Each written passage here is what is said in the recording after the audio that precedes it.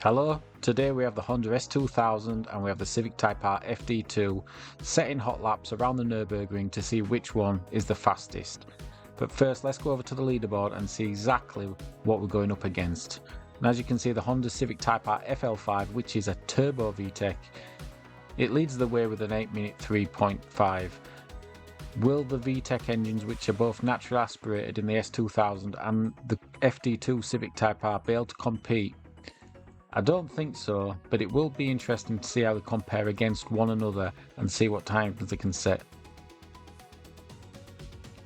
If you're unfamiliar how we do things here, what we do is I set the fastest lap time I can in each car, and then we take both lap times and we merge them into one replay so we can see exactly how they compare. And as you can see from the start, the S2000 just nudges its nose ahead, but it's very close. Now we are expecting the S2000 to show its legendary status and show us exactly why it's a cornering machine. It's got a massive reputation, so it's got a lot to live up to.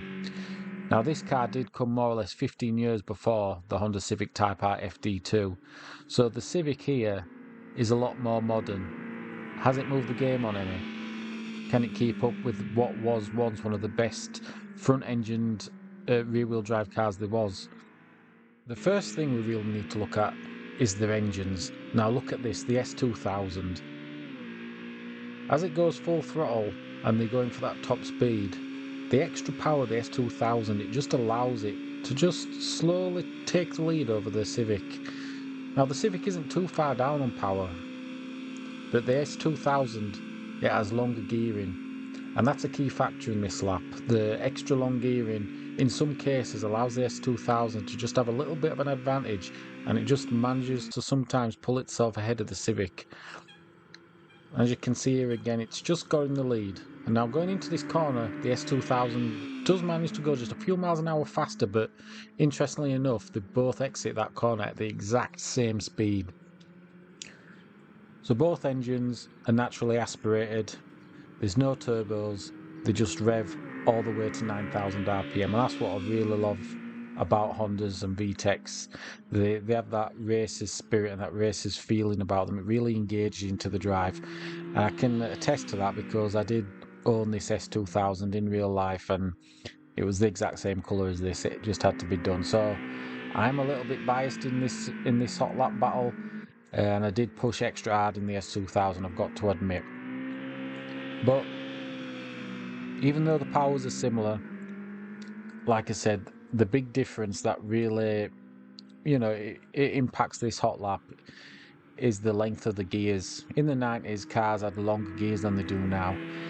And I can remember driving the S2000 and second gear would go up to 73 miles an hour and third gear would more or less touch 100. Now obviously the Civic, it doesn't go that high, so I am expecting in the tighter corners, just that little bit of lower gearing that the Civic has will allow it to just put a little bit more power down and allow it to pull through the gears just a little bit more quicker. But as you can see here, the Civic isn't really struggling. It's holding its own against the S2000, and I did think the S2000 were just gonna, I thought it was just gonna leave it behind, to be honest. But the Civic is definitely holding its own, and if you notice, it is in these twisty corners. The twistier it gets, the more the Civic seems to have an easier time. But then when the road opens up and it's all about using that extra little bit of power that the S2000 has, along with them longer gears, that allows the S2000 just to creep ahead. So funnily enough, we thought the S2000 would be excelling in the corners, but it seems to be the twisties where the Civic seems to get ahead, and the S2000 likes the straight, so it can just, like I say, go through them extra long gears and use that little bit of extra powers. And the S2000 is definitely chasing now. It's a big surprise. Like I said, I did think the S2000 were going to walk all over the Civic. Well, not walk all over it, but I did think it would maintain the lead. But for now, the Civic's looking really comfortable, and I've got to say the Civic was actually, it was a joy to drive. And the thing that what I do like about Hondas, especially the non-turbo era, where it was just all revs and mechanical prowess, it was just beautiful. Honda had this thing that no one really talks about. They didn't need the turbos. They were just as quick as the turbo cars. They didn't have the in-gear pulling power. If you was in the wrong gear, then you wasn't competitive against the like its comparative turbo counterparts. But if you was on a racetrack and you was obviously going to be in the right gear, VTECs, they kept up with anything. And the reason was is because they didn't need the turbo. What they did is they had the shorter gears, but they had the extra revs, so the in-gear range was just as long as a normal car, but they essentially had extra acceleration from having them extra short gears, and they didn't lose no speed because they had them extra revs to pull it through. I don't know if that made sense, but back in the early 90s, you had your EP3 Civic Type R that would keep up with the Focus RS, which had the turbo, and where the turbo in the RS was making power, the Honda Civic Type R, it just had them really short gears and them extra revs, so it could just keep pulling through the gears. It was just beautiful. But like I say, if you was found out of gear, then you was out of VTEC and you were left behind. But on the track, perfection. And there's nothing like a VTEC for engagement. You felt connected to the car, you had the noise. You felt part of the car. That's something that's missing in a lot of cars of today. So yeah, I really enjoy driving this Civic Type R and the S2000. This is the first rear-wheel drive car that I've featured on the Hot Lapper YouTube channel, so I was trying really hard to do a good job. You don't want a driving channel where you're not driving it properly, but I think I did a good job with this S2000. Like I said, I will try and extra hard because it's a previous car I've owned. But the Civic Type R, at least up to this point, will just stay in head. And like I say, after you get past the carousel, you hit the technical section where it's going left, right, up, down. And again, this Civic Type R,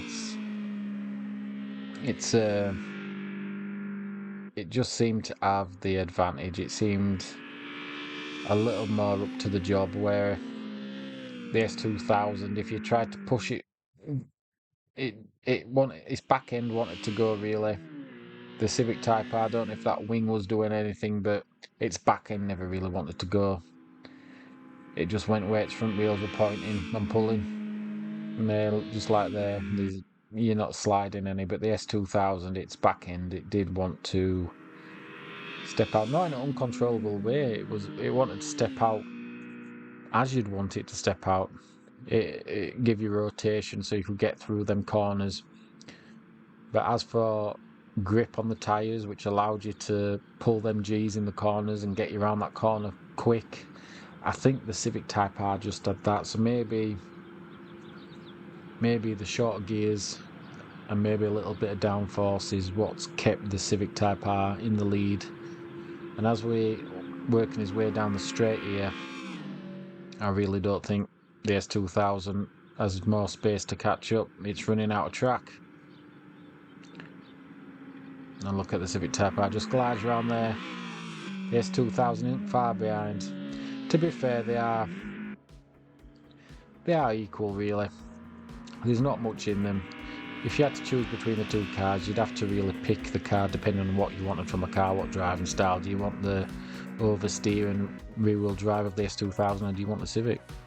But here we go. Let's see what times they got. The labels are floating in the air. Let's see where they came on the leaderboard. And first up, as we know, is the S2000, and it came second from bottom, unfortunately, with an 8-minute 39. But the FD2 is there, look, with an 8-minute 36.7. If you like the show, like and subscribe. Leave a comment, tell me what cars you'd like to see battle against one another in a hot lap battle. And also thank you to the subscribers. You can see them in the background there.